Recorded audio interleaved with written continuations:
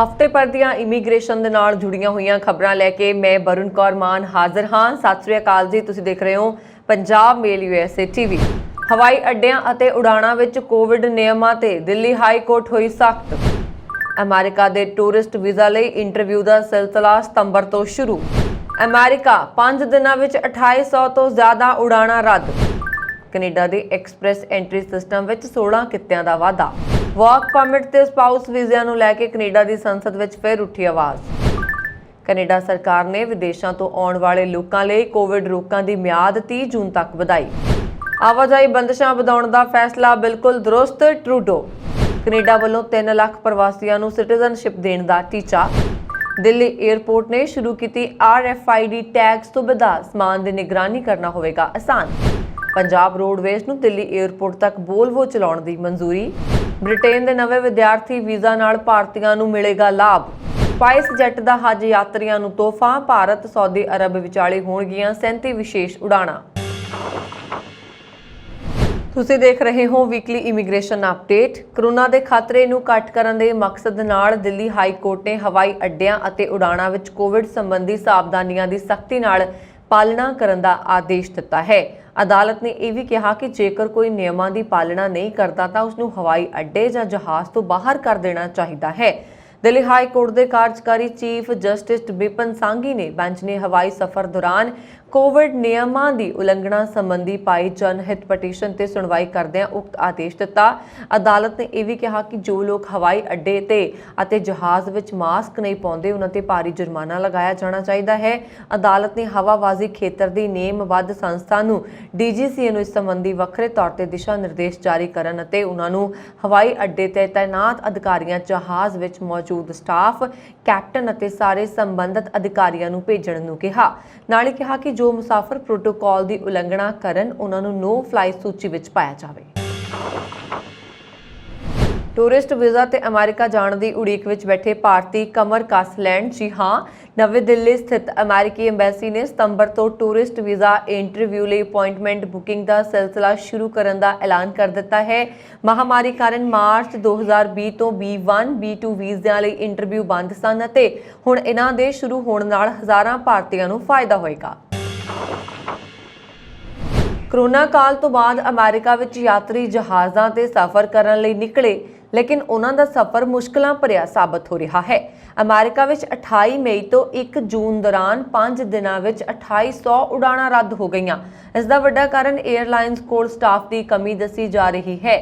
New York, Washington, Texas, ਓਹਾਈਓ, Mississippi ਅਤੇ Dallas ਵਿੱਚ ਲੱਖਾਂ ਯਾਤਰੀ 에ਅਰਪੋਰਟ ਤੇ ਫਸ ਗਏ। ਦਰਅਸਲ ਕੋਰੋਨਾ ਕਾਲ ਦੌਰਾਨ ਅਮਰੀਕਾ ਵਿੱਚ ਮੁੱਖ 에ਅਰਲਾਈਨਸ ਨੇ ਆਪਣੇ ਸਟਾਫ ਵਿੱਚ ਲਗਭਗ 55% ਤੱਕ ਦੀ ਕਟੌਤੀ ਕਰ ਦਿੱਤੀ। ਗਰਾਊਂਡ ਸਟਾਫ ਵਿੱਚ ਤਾਂ 60% ਤੋਂ ਜ਼ਿਆਦਾ ਦੀ ਕਟੌਤੀ ਕਰ ਦਿੱਤੀ। ਅਜਿਹੇ ਵਿੱਚ ਹੁਣ ਯਾਤਰੀ ਲੋਡ ਵਧਣ ਤੋਂ ਬਾਅਦ ਵੀ 에ਅਰਲਾਈਨਸ ਨੇ ਨਵੀਆਂ ਭਰਤੀਆਂ ਸ਼ੁਰੂ ਨਹੀਂ ਕੀਤੀਆਂ। ਫਲਾਈਟ ਅਵੇਅਰ ਵੈਬਸਾਈਟ ਦੇ ਅਨੁਸਾਰ ਕੋਰੋਨਾ ਕਾਲ ਤੋਂ ਪਹਿਲਾਂ ਅਮਰੀਕਾ ਵਿੱਚ ਰੋਜ਼ਾਨਾ ਲਗਭਗ 30,000 ਤੋਂ ਜ਼ਿਆਦਾ ਉਡਾਣਾਂ ਦਾ ਸੰਚਾਲਨ ਹੁੰਦਾ ਸੀ। ਹੁਣ ਇਹ ਅੰਕੜਾ ਲਗਭਗ 28,000 ਤੱਕ ਪਹੁੰਚ ਗਿਆ। ਕੁਝ 에ਅਰਲਾਈਨਸ ਦਾ ਸਟਾਫ ਬਿਮਾਰ ਚੱਲ ਰਿਹਾ ਹੈ।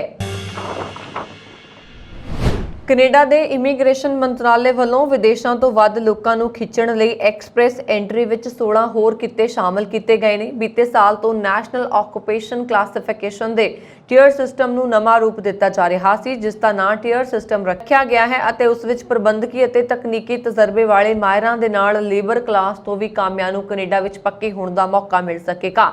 ਨਵਾਂ ਟੀਅਰ ਸਿਸਟਮ ਨਵੰਬਰ 2022 ਤੋਂ ਲਾਗੂ ਹੋਏਗਾ, ਜਿਸ ਵਿੱਚ ਵਿਅਕਤੀ ਆਪਣੀ ਪੜ੍ਹਾਈ, ਕੰਮ ਦਾ ਤਜਰਬਾ, ਕੈਨੇਡਾ ਦੀ ਭਾਸ਼ਾ ਦਾ ਗਿਆਨ, ਉਮਰ ਆਦਿ ਦੇ ਆਧਾਰ ਤੇ ਕੰਪਰੀਹੈਂਸਿਵ ਰੈਂਕਿੰਗ ਸਿਸਟਮ ਦੇ ਸਕੋਰ ਤਹਿਤ EE ਵਿੱਚ ਆਪਣਾ ਪ੍ਰੋਫਾਈਲ ਬਣਾ ਸਕਣਗੇ।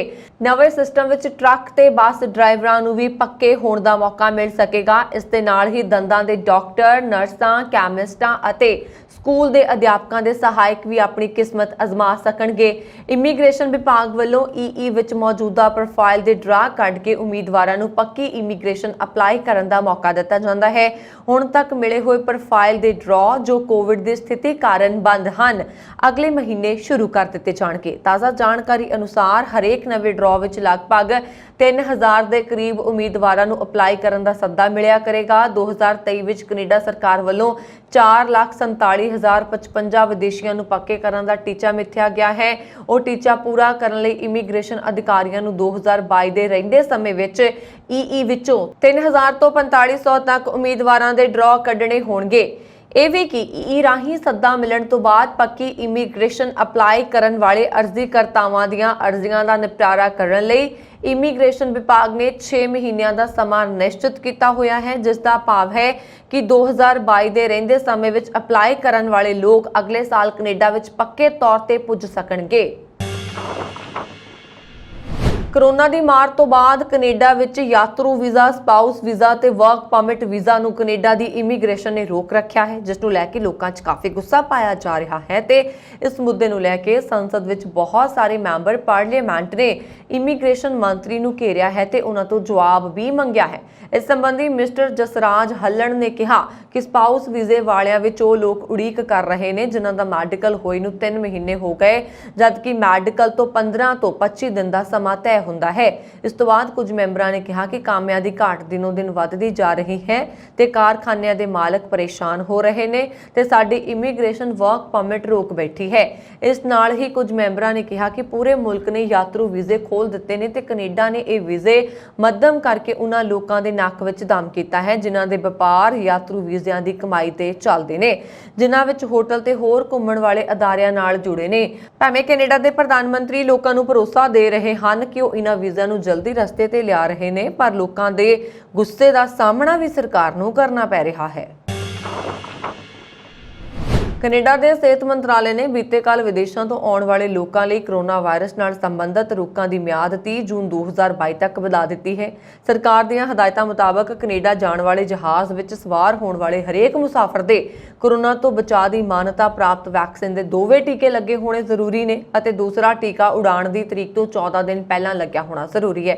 ਕੈਨੇਡਾ ਵਿੱਚ ਪਹੁੰਚਣ ਸਮੇਂ ਹਵਾਈ ਅੱਡੇ ਅੰਦਰ ਕੁਝ ਚੋਣਵੇਂ ਯਾਤਰੀਆਂ ਨੂੰ ਕੋਵਿਡ ਦਾ ਟੈਸਟ ਵੀ ਕਰਵਾਉਣਾ ਪੈ ਸਕਦਾ ਹੈ। ਕੈਨੇਡਾ ਸਰਕਾਰ ਵੱਲੋਂ ਜਾਰੀ ਕੀਤੀ ਅਰਾਈਵਕੈਨ ਐਪ ਆਪਣੇ ਫੋਨ ਵਿੱਚ ਡਾਊਨਲੋਡ ਕਰਕੇ ਉਸ ਵਿੱਚ ਵੈਕਸੀਨ ਦੇ ਟੀਕਿਆਂ ਬਾਰੇ ਜਾਣਕਾਰੀ ਭਰੀ ਗਈ ਹੋਣੀ ਚਾਹੀਦੀ ਹੈ।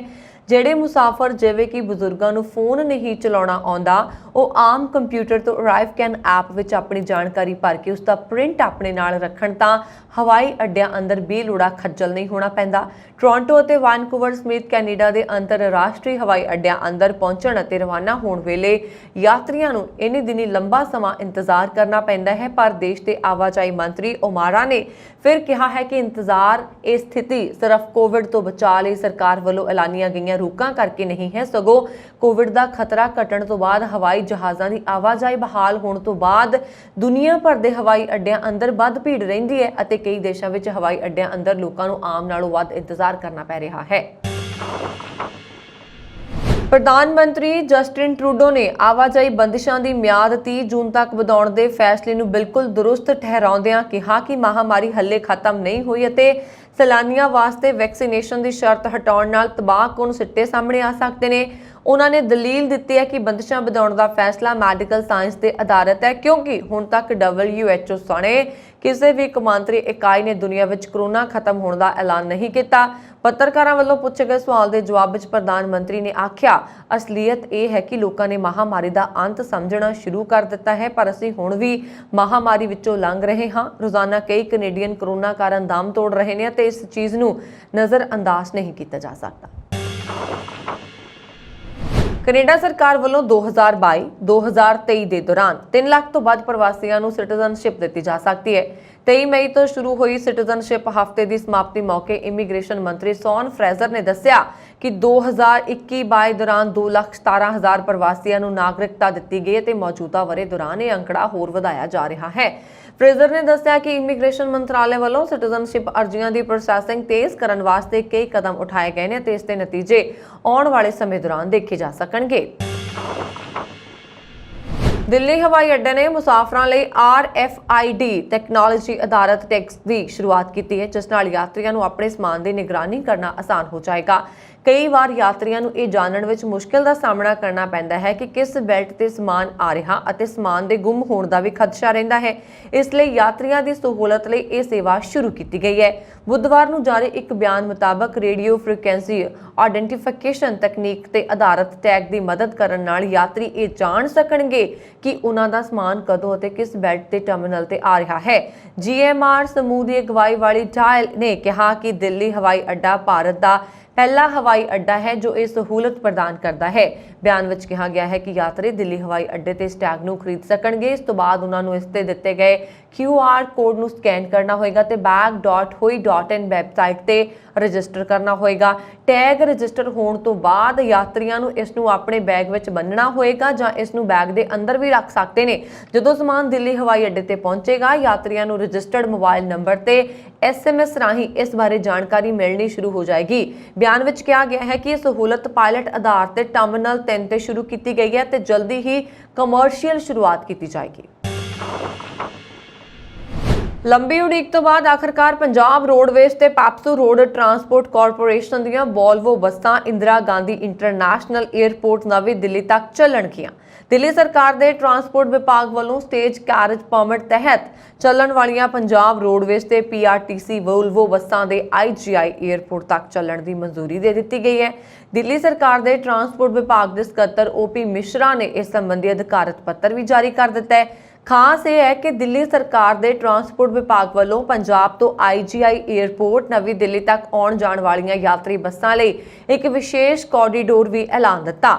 ਪੱਤਰ ਮੁਤਾਬਕ ਪੰਜਾਬ ਤੋਂ ਦਿੱਲੀ ਆਉਣ ਵਾਲੀਆਂ ਬੱਸਾਂ Singhu border, captain Vikram Batra Chowk, Maqbara Chowk, Madhuban Chowk, Janakpuri district centre, Dhaula Kuan, aero city underpass ਹੁੰਦੇ ਹੋਏ IGI 에ਅਰਪੋਰਟ ਸਟੇਜਿੰਗ ਏਰੀਆ ਵਿੱਚ ਪਹੁੰਚਣਗੀਆਂ।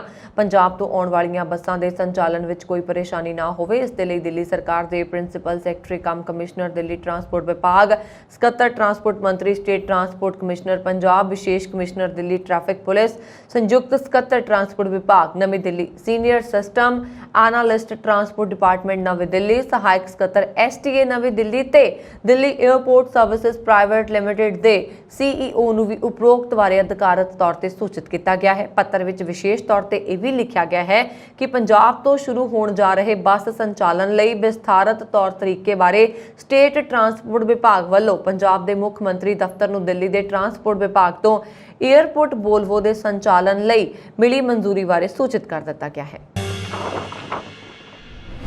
ਬ੍ਰਿਟੇਨ ਵਿੱਚ ਸੋਮਵਾਰ ਨੂੰ ਨਵੀਂ ਹਾਈ ਪੋਟੈਂਸ਼ੀਅਲ ਇੰਡੀਵਿਜੂਅਲ ਵੀਜ਼ਾ ਵਿਵਸਥਾ ਦੀ ਸ਼ੁਰੂਆਤ ਕੀਤੀ ਗਈ, ਜਿਸ ਨਾਲ ਭਾਰਤੀਆਂ ਸਮੇਤ ਵਿਸ਼ਵ ਦੇ 50 ਚੋਟੀ ਦੀਆਂ ਵਿਦੇਸ਼ੀ ਯੂਨੀਵਰਸਿਟੀਆਂ ਦੇ ਵਿਦਿਆਰਥੀਆਂ ਨੂੰ ਲਾਭ ਹੋਏਗਾ। ਭਾਰਤੀ ਮੂਲ ਦੇ ਮੰਤਰੀਆਂ ਰਿਸ਼ੀ ਸੁਨਕ ਅਤੇ ਪ੍ਰੀਤੀ ਪਟੇਲ ਨੇ ਇੱਕ ਸੰਯੁਕਤ ਬਿਆਨ ਵਿੱਚ ਕਿਹਾ ਕਿ ਇਸ ਨਵੀਂ ਆਕਰਸ਼ਕ ਸ਼੍ਰੇਣੀ ਦਾ ਮਕਸਦ ਦੁਨੀਆ ਭਰ ਤੋਂ ਆਉਣ ਵਾਲੀ ਸਰਵੋਤਮ ਅਤੇ ਮੇਧਾਵੀ ਪ੍ਰਤਿਭਾ ਨੂੰ ਆਕਰਸ਼ਿਤ ਕਰਨਾ ਹੈ। HPI ਵੀਜ਼ਾ ਸ਼੍ਰੇਣੀ ਤਹਿਤ ਸਫਲ ਬਿਨੇਕਾਰਾਂ ਨੂੰ 2 ਸਾਲਾਂ ਦੇ ਵਰਕ ਵੀਜ਼ਾ ਦੇ ਨਾਲ ਹੀ ਅਜਿਹੇ ਲੋਕਾਂ ਨੂੰ 3 ਸਾਲ ਦੇ ਵੀਜ਼ਾ ਦੀ ਪੇਸ਼ਕਸ਼ ਕੀਤੀ ਜਾਏਗੀ ਜੋ PhD ਡਿਗਰੀ ਧਾਰਕ ਨੇ। ਇਸ ਸਥਿਤੀ ਵਿੱਚ ਬਿਨੇਕਾਰਾਂ ਨੂੰ ਨੌਕਰੀ ਦੀ ਪੇਸ਼ਕਸ਼ ਦਾ ਪੱਤਰ ਹੋਣ ਦੀ ਲੋੜ ਵੀ ਨਹੀਂ ਹੋਏਗੀ। ਰਿਸ਼ੀ ਸੁਨਕ ਨੇ ਕਿਹਾ ਕਿ ਇਸ ਨਵੀਂ ਵੀਜ਼ਾ ਪੇਸ਼ਕਸ਼ ਦਾ ਮਤਲਬ ਇਹ ਹੈ ਕਿ ਬ੍ਰਿਟੇਨ ਦੁਨੀਆ ਭਰ ਤੋਂ ਸਰਵੋਤਮ ਅਤੇ ਮੇਧਾਵੀ ਪ੍ਰਤਿਭਾ ਨੂੰ ਆਕਰਸ਼ਿਤ ਕਰਨਾ ਜਾਰੀ ਰੱਖ ਸਕਦਾ ਹੈ। ਉਹਨਾਂ ਨੇ ਕਿਹਾ ਕਿ ਇਸ ਸ਼੍ਰੇਣੀ ਦਾ ਅਰਥ ਹੈ ਕਿ ਬ੍ਰਿਟੇਨ ਨਵੀਨਤਮ, ਰਚਨਾਤਮਕ ਅਤੇ ਉਦਮਤਾ ਲਈ ਇੱਕ ਮੁੱਖ ਅੰਤਰਰਾਸ਼ਟਰੀ ਕੇਂਦਰ ਦੇ ਰੂਪ ਵਿੱਚ ਉਭਰੇਗਾ। ਮੈਂ ਵਿਦਿਆਰਥੀਆਂ ਨੂੰ ਇੱਥੇ ਆਪਣਾ ਕੈਰੀਅਰ ਬਣਾਉਣ ਦੇ ਇਸ ਸ਼ਾਨਦਾਰ ਮੌਕੇ ਦਾ ਲਾਭ ਲੈਣ ਦੀ ਅਪੀਲ ਕਰਦਾ ਹਾਂ। ਇਸ ਵੀਜ਼ਾ ਸ਼੍ਰੇਣੀ ਦਾ ਮਕਸਦ ਹਾਰਵਰਡ, ਸਟੈਨਫੋਰਡ ਅਤੇ MIT ਵਰਗੀਆਂ ਵੱਕਾਰੀ ਯੂਨੀਵਰਸਿਟੀਆਂ ਤੋਂ ਵਿਗਿਆਨ, ਇੰਜੀਨੀਅਰਿੰਗ ਅਤੇ ਮੈਡੀਕਲ ਖੋਜ ਵਿੱਚ ਗ੍ਰੈਜੂਏਟ ਵਿਦਿਆਰਥੀਆਂ ਨੂੰ ਬ੍ਰਿਟੇਨ ਆਉਣ ਲਈ ਉਤਸ਼ਾਹਿਤ ਕਰਨਾ ਹੈ। ਬ੍ਰਿਟੇਨ ਦੀ ਗ੍ਰਹਿ ਮੰਤਰੀ ਪਟੇਲ ਨੇ ਕਿਹਾ ਕਿ ਮੈਨੂੰ ਇਸ ਵੀਜ਼ਾ ਸ਼੍ਰੇਣੀ ਦੀ ਸ਼ੁਰੂਆਤ ਕਰਦੇ ਹੋਏ ਖੁਸ਼ੀ ਹੋ ਰਹੀ ਹੈ ਜੋ ਕਿਸੇ ਉਮੀਦਵਾਰ ਦੀ ਨਾਗਰਿਕਤਾ ਨਾਲ ਉਸ ਦੀਆਂ ਸਮਰੱਥਾਵਾਂ ਤੇ ਪ੍ਰਤਿਭਾ ਨੂੰ ਪਹਿਲ ਦਿੰਦੀ ਹੈ। ਬ੍ਰਿਟੇਨ ਦੀਆਂ ਚੋਟੀ ਦੀਆਂ ਯੂਨੀਵਰਸਿਟੀਆਂ ਵਿੱਚ ਪੜ੍ਹਾਈ ਕਰ ਰਹੇ ਭਾਰਤੀਆਂ ਸਮੇਤ ਅੰਤਰਰਾਸ਼ਟਰੀ ਵਿਦਿਆਰਥੀ ਅੰਡਰ ਗ੍ਰੈਜੂਏਟ ਵੀਜ਼ਾ ਰਾਹੀਂ 3 ਸਾਲ ਤੱਕ ਬ੍ਰਿਟੇਨ ਵਿੱਚ ਰਹਿਣ ਦੇ ਯੋਗ ਹਨ। ਸਪਾਈਸ ਜੈਟ ਜਲਦੀ ਹੀ ਭਾਰਤ ਅਤੇ ਸਾਊਦੀ ਅਰਬ ਵਿਚਾਲੇ 37 ਨਵੀਆਂ ਉਡਾਣਾਂ ਸ਼ੁਰੂ ਕਰੇਗੀ। 에ਅਰਲਾਈਨ ਨੇ ਵੀਰਵਾਰ ਨੂੰ ਇਹ ਜਾਣਕਾਰੀ ਦਿੱਤੀ। ਇਸ ਵਿੱਚ ਕਿਹਾ ਗਿਆ ਹੈ ਕਿ 31 ਜੁਲਾਈ ਤੱਕ ਭਾਰਤ ਅਤੇ ਸਾਊਦੀ ਅਰਬ ਵਿਚਾਲੇ 37 ਨਵੀਆਂ ਉਡਾਣਾਂ ਸ਼ੁਰੂ ਹੋਣ ਜਾ ਰਹੀਆਂ ਨੇ। ਇਸ ਨਾਲ ਹੱਜ ਯਾਤਰੀਆਂ ਨੂੰ ਫਾਇਦਾ ਹੋਏਗਾ ਜੋ ਹੱਜ ਲਈ ਮੱਕਾ ਮਦੀਨਾ ਜਾਣਗੇ। 에ਅਰਲਾਈਨ ਨੇ ਆਪਣੇ ਬਿਆਨ ਵਿੱਚ ਕਿਹਾ, ਸ੍ਰੀਨਗਰ ਤੋਂ ਮਦੀਨਾ ਲਈ 5 ਜੂਨ ਤੋਂ 20 ਜੂਨ ਦਰਮਿਆਨ ਵਿਸ਼ੇਸ਼ ਉਡਾਣਾਂ ਭੇਜੀਆਂ ਜਾਣਗੀਆਂ। ਜਦਾ ਤੋਂ ਸ੍ਰੀਨਗਰ ਵਾਪਸੀ ਦੀਆਂ ਉਡਾਣਾਂ 15 ਜੁਲਾਈ ਤੋਂ 31 ਜੁਲਾਈ ਤੱਕ ਨਿਰਧਾਰਿਤ ਕੀਤੀਆਂ ਗਈਆਂ ਨੇ। ਸਪਾਈਸ ਜੈਟ ਇਕਲੌਤੀ ਭਾਰਤੀ 에ਅਰਲਾਈਨ ਇਸ ਸਾਲ ਹੱਜ ਯਾਤਰੀਆਂ ਲਈ ਆਪਣੀਆਂ ਉਡਾਣਾਂ ਸ਼ੁਰੂ ਕਰ ਰਹੀ ਹੈ। ਇਸ ਤੋਂ ਪਹਿਲਾਂ ਗਿਆ ਤੋਂ ਹੱਜ ਯਾਤਰੀਆਂ ਲਈ ਸਪਾਈਸ ਜੈਟ ਦੀਆਂ ਕਈ ਉਡਾਣਾਂ ਭੇਜੀਆਂ ਜਾ ਚੁੱਕੀਆਂ ਨੇ, ਜਿਨ੍ਹਾਂ ਵਿੱਚ 19,000 ਹੱਜ ਯਾਤਰੀਆਂ ਨੂੰ ਲਿਆਂਦਾ ਗਿਆ ਸੀ। ਇਹ ਸਨ ਇਸ ਹਫ਼ਤੇ ਦੀਆਂ ਵੱਖ-ਵੱਖ ਦੇਸ਼ਾਂ ਦੇ ਨਾਲ ਜੁੜੀਆਂ ਹੋਈਆਂ ਇਮੀਗ੍ਰੇਸ਼ਨ ਅਪਡੇਟਸ। ਮੈਨੂੰ ਵਰੁਣ ਕੌਰ ਮਾਨ ਨੂੰ ਦਿਓ ਆਗਿਆ। ਤੁਸੀਂ ਦੇਖਦੇ ਰਹੋ ਪੰਜਾਬ ਮੇਲ USA TV। ਅਗਲੇ ਹਫ਼ਤੇ ਮੈਂ ਫਿਰ ਤੋਂ ਹਾਜ਼ਰ ਹੋਵਾਂਗੀ ਇਮੀਗ੍ਰੇਸ਼ਨ ਦੇ ਨਾਲ ਜੁੜੀਆਂ ਹੋਈਆਂ ਬਹੁਤ ਸਾਰੀਆਂ ਖਬਰਾਂ ਲੈ ਕੇ ਜੀ। ਸਤਿ ਸ਼੍ਰੀ ਅਕਾਲ।